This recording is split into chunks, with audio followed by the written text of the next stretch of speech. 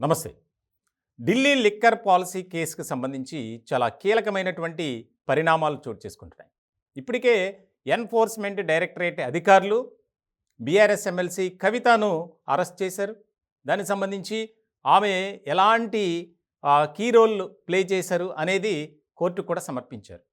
ఇలాంటి తరుణంలో సిబిఐ కూడా కవితను అరెస్ట్ చేయటం, దానికి సంబంధించి చాలా ముఖ్యమైనటువంటి అంశాలను ప్రతిపాదిస్తూ కస్టడీ పిటిషన్లో పెట్టారు. సో ఇలాంటి సందర్భంలో ఒక ఆసక్తికరమైనటువంటి చర్చ జరుగుతుంది. వాస్తవానికి ఈడీ ఏదైతే అభియోగాలపై అరెస్ట్ చేసిందో దానికి సంబంధించి బెయిల్ వస్తుందని చెప్పి కూడా భావించారు అంతా, ముఖ్యంగా కవిత, అలాగే కవిత తరపు న్యాయవాదులు. ఇలాంటి సందర్భంలో ఒక రకమైనటువంటి గందరగోళ పరిస్థితి అనే చెప్పాలి. సిబిఐ విచారణకు సహకరించలేదు కవిత అని గతంలోనే ఆరోపణలు వచ్చాయి. ఇలాంటి సందర్భంలో కోర్టు ప్రత్యేక అనుమతితో ఆమెను అరెస్ట్ చేశారు. అరెస్ట్కి ముందు ఆమెను కొన్ని గంటల పాటు విచారించారు. ముఖ్యంగా సౌత్ గ్రూప్ ఏదైతే ఉందో ఆ సౌత్ గ్రూప్లో చాలా కీలకంగా కింగ్ పిన్గా వ్యవహరించారు కవిత అని అభియోగం ఉంది. అలాగే కొంతమందికి లబ్ధి చేకూరే విధంగా కవిత ప్రయత్నాలు చేశారు. దానికి సంబంధించి ముఖ్యంగా సౌత్ గ్రూప్ నుంచి కవితకు లబ్ధి చేకూరే విధంగా ఈ యొక్క పాలసీని రూపకల్పన చేయటానికి ఢిల్లీ ప్రభుత్వానికి సంబంధించినటువంటి పెద్దలకు 100 కోట్ల ముడుపులు చెల్లించారు అనేది ప్రధానమైనటువంటి అభియోగం. ఇలాంటి సందర్భంలో ఈడీది పక్కన పెడితే కనుక సిబిఐ 120B అలాగే 477A అవినీతి నిరోధక శాఖ చట్టం సెక్షన్ 7 వీటి కింద కేసులు నమోదు చేసి ఇప్పుడు కవితను విచారించే పనిలో పడింది సిబిఐ. ముఖ్యంగా చాలా కీలకమైనటువంటి పరిణామంగా మారబోయే అవకాశాలైతే స్పష్టంగా కనిపిస్తున్నాయి. ఇప్పటికే కవితకు సంబంధించినటువంటి ఎవరైతే పర్సనల్ ఆడిటర్ గోరంట్ల బుచ్చిబాబు ఉన్నారో ఆయన దగ్గర నుంచి సమాచారం అంతా సేకరించారు.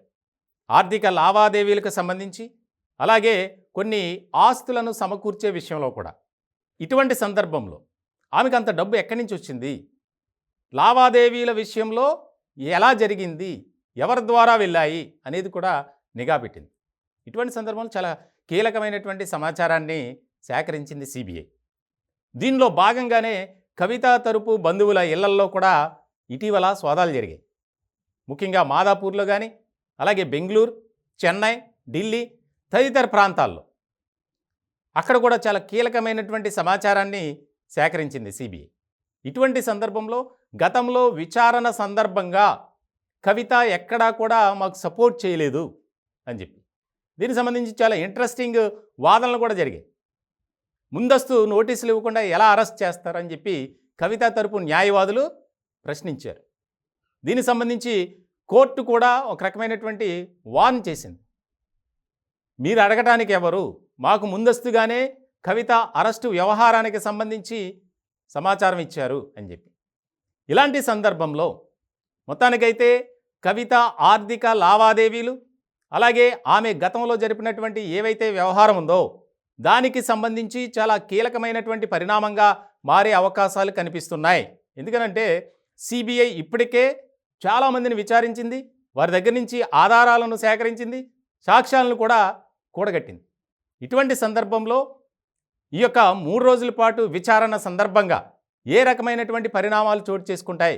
ఈ కేసులో ఇప్పటికే అరెస్ట్ అయి జైల్లో ఉన్నారు. 1 ఇయర్ నుంచి ఢిల్లీ డిప్యూటీ సీఎం మనీష్ సిసోడియా అలాగే తాజాగా అరెస్ట్ అయినటువంటి ఢిల్లీ ముఖ్యమంత్రి ఆప్ నేత అరవింద్ కేజ్రీవాల్ వారితో కలిసి విచారించాలి అని చెప్పి సిబిఐ కూడా ప్లాన్ చేస్తున్నట్లు మనకు తెలుస్తుంది. మొత్తానికైతే ఇది రానున్న కాలంలో ఎలాంటి కీలకమైనటువంటి మలుపులు చోటు చేసుకుంటుంది అనేది ఒక ఇంట్రెస్టింగ్ అంశంగా మారబోతుంది.